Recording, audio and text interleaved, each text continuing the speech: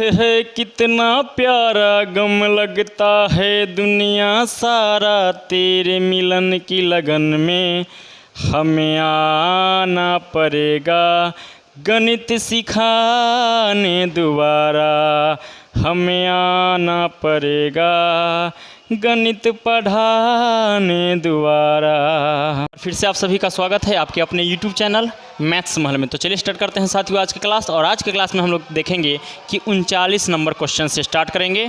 और 39 number question है आपका, कह रहा है 4 अंकों की बड़ी संख्या। तो ध्यान दीजिए, 4 अंकों की बड़ी संख्या होता है आपका 4 × 9, 1 2 3 4, यानी जहाँ पे 4 × 9 लिखा हुआ है वही आपका सही आंसर हो जाएगा, यानी कि इसमें हो जाएगा आपका ऑप्शन नंबर सी। ठीक है, 39 का सी हो जाएगा। तो इस तरह से यह क्वेश्चन आपका बन गया। अब हम लोग देखते हैं आगे क्वेश्चन है आपका 40 नंबर क्वेश्चन। 40 नंबर क्वेश्चन कह रहा है साथियों कि 10 से 20 के बीच कितनी अभाज्य संख्याएं हैं, यानी 10 से और 20 के बीच अभाज्य संख्या के बारे में चर्चा चलाया जा रहा है। तो 10 और 20 के बीच में अभाज्य संख्या, यानी 10 के बाद हो जाएगा आपका 11, उसके बाद हो जाएगा आपका 13, 17 और 19, यानी कि 1 2 3 4, यानी कि 4 गो हो जाएगा आपका अभाज्य संख्या, यानी 40 का हो जाएगा आपका सी, यानी 40 का भी आपका सी हो जाएगा। इस तरह से जो है आपका 40 नंबर क्वेश्चन भी क्लियर हो गया। अब आगे देखते हैं हम लोग 41 नंबर क्वेश्चन। 41 नंबर क्वेश्चन है आपका साथियों, कह रहा है 11 से 20 के बीच में कितनी रूट संख्याएं हैं। अब कह रहा है 11 से 20 के बीच में रूट संख्या के बारे में चर्चा चलाया जा रहा है, यानी रूट संख्या कह रहा है। तो रूट संख्या में भी आपका जो अभाज्य संख्या का नियम लागू हो रहा था, यानी समझिए तो अभाज्य संख्या ही है। ठीक है ना, तो इसमें भी हो जाएगा आपका 11 से 20 तक के कह रहा है, 11 से 20 के बीच में रूट संख्या बताना है तो कितना हो जाएगा। ध्यान दीजिए, 11 से कह रहा है तो 11 को भी लेना है, तो 11 13 17 19, ठीक है ना, 11 13 17 19, यानी इसमें भी आपका हो जाएगा 1 2 3 4, यानी कि आपका 40 और 41 क्वेश्चन सेम ही था। ठीक है ना, इसलिए इसका भी आंसर आपका हो जाएगा 41 का सी ही हो जाएगा। क्या हो जाएगा, तो सी हो जाएगा आपका। जहां ऑप्शन में सी दिया हुआ है वहां पे आप टिक आउट कर सकते हैं आंसर को। ठीक है ना, तो 41 नंबर क्वेश्चन आपका हो गया। अब हम लोग देखते हैं 42 नंबर प्रश्न, यानी कि 42 नंबर क्वेश्चन आपका कह रहा है कि 16 का गुणज प्रतिलोम होगा, 6 का गुणज प्रतिलोम होगा। ध्यान दीजिए, 6 का गुणज प्रतिलोम होगा।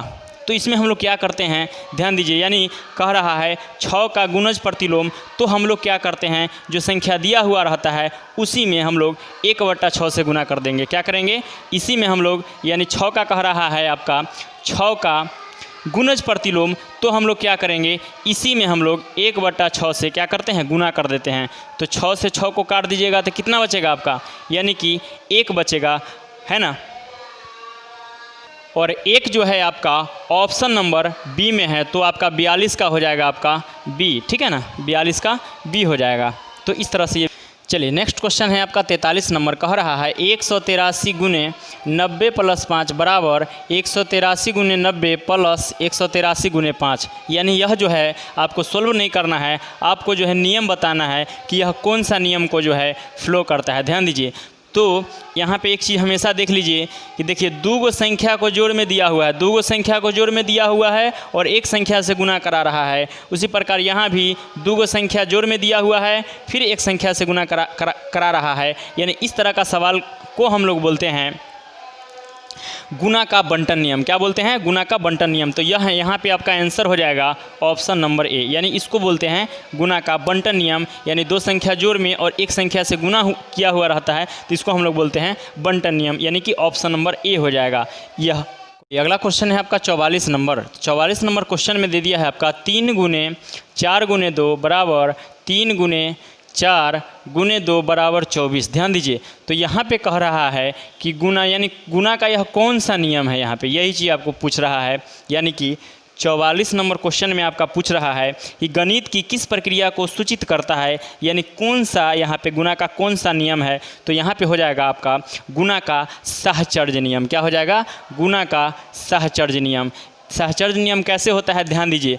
आपका जो है जब दो गो संख्या को गुना में किए हुए हैं, ध्यान दीजिए, दो गो संख्या को गुना में करके फिर एगो संख्या से गुना, यानी दो गो संख्या को एक साथ गुना करके फिर एक और संख्या में गुना, उसी प्रकार से दो गो संख्या को साथ में गुना करके फिर एक संख्या से गुना करता है, तो यहाँ पे यह जो है गुना का सहचर्य नियम हो जाता है आपका, है ना। ऑप्शन नंबर बी हो जाएगा आपका राइट आंसर, ठीक है, ऑप्शन नंबर बी। तो इस तरह से जो है आपका ये भी प्रश्न बन गया।